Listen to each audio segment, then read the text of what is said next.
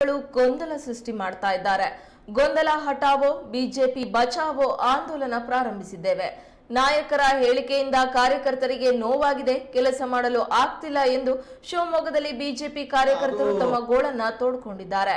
ಶಿವಮೊಗ್ಗದಲ್ಲಿ ಬಿಜೆಪಿ ರಾಜ್ಯಾಧ್ಯಕ್ಷ ವಿಜೇಂದ್ರ ಅಭಿಮಾನಿಗಳು ಹಾಗೂ ಪ್ರಾಮಾಣಿಕ ಕಾರ್ಯಕರ್ತರಿಂದ ಸುದ್ದಿಗೋಷ್ಠಿ ನಡೆಸಿದರು. ಇಲ್ಲಿ ಮಾತಾಡಿದ ಬಿಜೆಪಿ ಕಾರ್ಯಕರ್ತ ಬಳ್ಳಕೆರೆ ಸಂತೋಷ್, ಯತ್ನಾಳ್ ಟೀಮ್ ಸುಮ್ಮನೆ ಪಕ್ಷದಲ್ಲಿ ಗೊಂದಲ ಸೃಷ್ಟಿಸ್ತಾ ಇದ್ದಾರೆ. ಮಠಾಧೀಶರ ಬಗ್ಗೆ ಸಹ ಯತ್ನಾಳ್ ಹಗುರವಾಗಿ ಮಾತಾಡಿದ್ದಾರೆ. ಕೂಡಲೇ ಮಠಾಧೀಶರ ಕ್ಷಮೆ ಕೇಳಬೇಕು, ಇಲ್ಲ ಹೋರಾಟ ಮಾಡ್ತೇವೆ ಎಂದು ಎಚ್ಚರಿಕೆ ನೀಡಿದರು.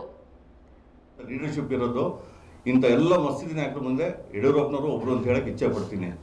ಈಗ ಹಲವಾರು ನಿಮಗೆ ರಾಮಕೃಷ್ಣ ಹೆಗಡೆ ಆಗಿರ್ಬೋದು, ಜಯಚಂದ್ರ ಬಂಗಾರಪ್ಪರು ಇಲ್ಲ. ಆದರೂ ಈ ಸಂದರ್ಭದಲ್ಲಿ ಯಾಕೆ ನೆನೆಸ್ತೀನಿ ಅಂತಂತಂದರೆ, ಅಂಥ ಒಂದು ಸಾಲಿನಲ್ಲಿ ನಮ್ಮ ಯಡಿಯೂರಪ್ಪನವರು ಸಹ ಈ ರಾಜ್ಯಕ್ಕೆ ಒಂದು ಕೊಡೆಯಾಗಿ ನೀಡಿದ್ದಾರೆ. ಅಪ್ಪ ಮಕ್ಕಳು ಪಕ್ಷ ಅಂತ ಏನು ಯತ್ನಾಳ್ ಹೇಳ್ತಾ ಇದ್ದಾರೆ. ಇವತ್ತು ಶಿವಮೊಗ್ಗದಲ್ಲಿ ಸಂಸದ ರಾಘವೇಂದ್ರ ಅವರು ಏನು ಉದ್ಭವಮೂರ್ತಿ ಸ್ಟಾರ್ಟಿಂಗ್ ಎಂ.ಪಿ ಆಗಿಲ್ಲ. ಅವರು ಶಿವಮೊಗ್ಗದಲ್ಲಿ JNC ಕಾಲೇಜಿನಲ್ಲಿ ಒಬ್ಬ ಸೆನೆಟ್ ಮೆಂಬರ್ ಆಗಿ, ಪುರಸಭೆ ಸದಸ್ಯರಾಗಿ, ಅದಾದ ನಂತರ ಸಂಸದರಾಗಿ ಆಯ್ಕೆ ಆದರು. 4 ಬಾರಿ ಆಯ್ಕೆ ಆದರು. 4 ಬಾರಿ ಆಯ್ಕೆ ಆಗಿದ್ದಕ್ಕೆ ಶಿವಮೊಗ್ಗ ಜಿಲ್ಲೆಯಲ್ಲಿ ಜನ ಅವ್ರನ್ನ ಗುರುತಿಸಿದ್ರು. ನಮ್ಮ ಬರೀ ಪಕ್ಷದವರಲ್ಲ, ಕಾಂಗ್ರೆಸ್ ಕಾರ್ಯಕರ್ತರು ಸಹ ಇವತ್ತು ರಾಘವೇಂದ್ರ ಅವ್ರ ಬಗ್ಗೆ ಒಳ್ಳೆ ಮಾತಾಡ್ತಾರೆ. ಹೌದು, ರಾಘವೇಂದ್ರ ಅವರು ಒಳ್ಳೆ ಕೆಲಸ ಮಾಡಿದ್ದಾರೆ ಅಂತೇಳಿ. ಅವ್ರಿಗೆ ಈ ಬಾರಿ ಮಂತ್ರಿ ಸ್ಥಾನ ಸಿಗಬೇಕಾಗಿತ್ತು.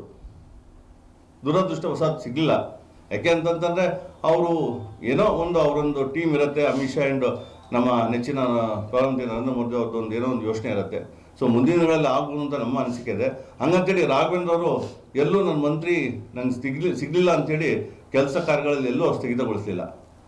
ದಿನನಿತ್ಯ ನಿಮ್ಗೆ ಗೊತ್ತಿರೋಂಗೆ 24 ಗಂಟೆ ಎಲ್ಲರೂ ರಾಘವೇಂದ್ರ ಅವರು ಸಾವಿರಾರು ಕೋಟಿ ಅನುದಾನ ಎಲ್ಲ ಈ ಶಿವಮೊಗ್ಗದಲ್ಲಿ ನಮ್ಮ ಸಿಗದು ಸೇತುವೆ ಇರ್ಬೋದು, ಫ್ಲೈಓವರ್ ಇರ್ಬೋದು, ನಿಮಗೆ ಸಾಕಷ್ಟು ಗೊತ್ತಿದೆ. ರಾಘವೇಂದ್ರ ಅಭಿವೃದ್ಧಿ ಮಾಡಿದ್ದಾರೆ. ರಾಘವೇಂದ್ರ ಏನು ಸುಮ್ಮನೆ ಗೊತ್ತಿದೆ, ಇಡೀ ದೇಶದಲ್ಲಿ ಅಭಿವೃದ್ಧಿ ಕಾರ್ಯದಲ್ಲಿ ಮತ್ತೆ ಹೆಚ್ಚಿನ ಅನುದಾನ ಕೊಟ್ಟಿದ್ದಲ್ಲಿ 2ನೇ ಸಂಸದ ಅನ್ಸ್ಕೊಂಡಿದ್ದಾರೆ. ಸೊ ಯತ್ನಾಳ್ ಅವ್ರು ಮಾತಾಡ್ತಾರೆ, ಹಂಗಾರೆ ಅಪ್ಪ ಮಕ್ಕಳು ಪಕ್ಷ ಅಂತ ಹೇಳ್ತಾರಲ್ಲ, ಯಾವುದೇ ಬೇರೆ ಪಕ್ಷದಲ್ಲಿ ಅಪ್ಪ ಮಕ್ಕಳು ರಾಜಕಾರಣ ಮಾಡ್ತಿಲ್ವಾ? ಹಂಗಾರೆ ರಾಜಕಾರಣಿ ಮಕ್ಕಳು ಯಾರು ರಾಜಕಾರಣ ಮಾಡಲೇಬಾರ್ದ? ಹಾಗೆ ನಾನು ಯತ್ನಾಳ್ ಅವ್ರಿಗೆ ಇದೇ ಸಂದರ್ಭದಲ್ಲಿ ಕೇಳ್ಕೊಳ್ಳೋದೇನು ಅಂದ್ರೆ, ಅವ್ರ ಟೀಮಿಗೆ ಕಾಂಗ್ರೆಸ್ಸು ಇವತ್ತು ಸತ್ತೋಗ್ಬಿಟ್ಟಿದೆ. ಕಾಂಗ್ರೆಸ್ ಸರ್ಕಾರ ಹಲವಾರು ವೈಫಲ್ಯಗಳನ್ನು ನಿಮ್ಗೆ ಗೊತ್ತಿರೋ ಮೂಢ ಹಗರಣ ಆಗಿರೋದು, ಬೇರೆ ಬೇರೆ ಹಗರಣಗಳು ಸಿಕ್ಕಿದೆ. ಸೊ ಏನು ಈ ಗ್ಯಾರಂಟಿ ಕೊಟ್ಟಿದ್ದಾರೆ, ಈ ಗ್ಯಾರಂಟಿಗೆ ಭಾಳಷ್ಟು ಗ್ಯಾರಂಟಿಗೆ ದುಡ್ಡೇ ಇಲ್ಲ. ಈ ಗೃಹಲಕ್ಷ್ಮಿಗೆ ಇನ್ನೂ 2 ತಿಂಗಳಾಯ್ತು, ಇನ್ನೂ ದುಡ್ಡು ಬಂದಿಲ್ಲ ಅಂತ ಹೇಳ್ತಾ ಇದ್ದಾರೆ. ಸೊ ಇಂಥದ್ದು 10 ವೈಫಲ್ಯಗಳನ್ನು ಖಂಡಿಸಿ ಇದನ್ನು ಸರ್ಕಾರ ವಿರುದ್ಧ ಸ್ಟ್ರೈಕ್ ಮಾಡೋ ಬದಲು, ಹೋರಾಟ ಮಾಡೋ ಬದಲು ತಮ್ಮ ಜಿಲ್ಲೆಗಳಲ್ಲಿ ಇವತ್ತು ಕಾರ್ಯಕರ್ತರು ಅವ್ರನ್ನ ಗೆಲ್ಲಿಸಿದ್ದಾರೆ. ಡೆಲ್ಲಿಯಲ್ಲಿ ಹೋಗಿ ಕುತ್ಕೊಂಡು ಇವರು AC ಹೋಟ್ಲಲ್ಲಿ AC ಚೇಬಲ್ ಕುತ್ಕೊಂಡು ಇವರು ರೆಬಾಸ್ ನಾಯಕರು ಬರೀ ವಿಜಯನ ಬಗ್ಗೆ ಮಾತಾಡ್ತಾ ಇದ್ದಾರಲ್ಲ, ಹೈಕಮಾಂಡ್ ಒಪ್ಪಿದ ಮೇಲೆ ಯಾವುದೇ ಕಾರಣಕ್ಕೂ ಮಾಡಬಾರ್ದು ಅಂತೇಳಿ ಇಡೀ ಕಾರ್ಯಕರ್ತರಲ್ಲಿ ಒಂದು ಅಭಿಮತ ಇದೆ. ಸೊ ಇದನ್ನು ಮನಗಂಡು ನಾನು ರೆಬಾಸ್ ನಾಯಕರಿಗೆ ಕೇಳ್ತದಿಷ್ಟೇ, ಯತ್ನಾಳ್ ಆಗಿರ್ಬೋದು, ಅವ್ರು ಯಾರೇ ಆಗಿರ್ಬೋದು, ದಯವಿಟ್ಟು ನಮ್ಮ ಕಾರ್ಯಕರ್ತರ ಮನವಿ ಮಾಡ್ತಾ ಇದ್ದೀನಿ.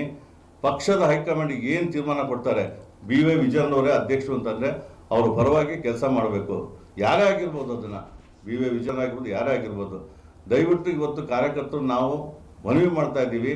ಇನ್ನು ಮುಂದೆ ಇದ್ರ ಬಗ್ಗೆ ಮಾತಾಡೋದು ಬಿಟ್ಟು, ಹಗುರವಾಗಿ ಮಾತಾಡೋದು ಬಿಟ್ಟು, ಯಡಿಯೂರಪ್ಪನ ಬಗ್ಗೆ ಹಾದಿಯಾಗಿ, ಯಡಿಯೂರಪ್ಪ ಒಬ್ಬ ಪ್ರಶ್ನಾತೀತ ನಾಯಕ, ಅವರು ಹಾದಿಯಾಗಿ ಅಪ್ಪಿತಪ್ಪಿನ ಯಡಿಯೂರಪ್ಪನ ಬಗ್ಗೆ ಏಕವಚನದಲ್ಲಿ ಮಾತಾಡಿದ್ರೆ ಮುಂದಿನ ದಿನಗಳಲ್ಲಿ ನಾವೆಲ್ಲ ಕಾರ್ಯಕರ್ತರು ಅವರಿಗೆ ಒಂದು ತಕ್ಕ ಬಡ ಕಲಿಸ್ತೀವಿ ಅಂತೇಳಿ ಈ ಸಂದರ್ಭದಲ್ಲಿ ಹೇಳ್ತೀವಿ. ಹಾಗೆ ಅವರು